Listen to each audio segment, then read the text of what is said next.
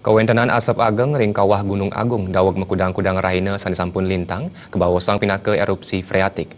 Perindikan puniki ketah kawentanan ipun majang gunung berapi aktif. Sekali punika kebawosang Kepala Badan Penanggulangan Bencana Daerah BPBD Provinsi Bali, Dewa Maderai.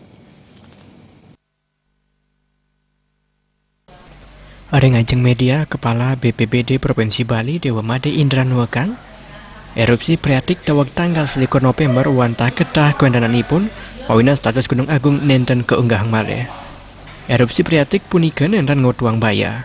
Asap sane ageng sangkaning material sane wenten areng badan Gunung Agung. Abu sane kemedalang talet kantun keselahin. Antuk wentenan erupsi freatik punika krama kapriang nenten osah sang margiang suginan ipun sekadi biasane.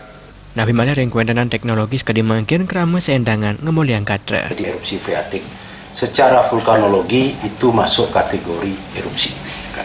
Tetapi dari sisi visual yang kita lihat bersama itu hanyalah asap yang keluar dan fenomena itu sudah terjadi sebelumnya. Hanya volumenya, tingkat kepekatannya dan ketinggiannya yang agak naik sedikit.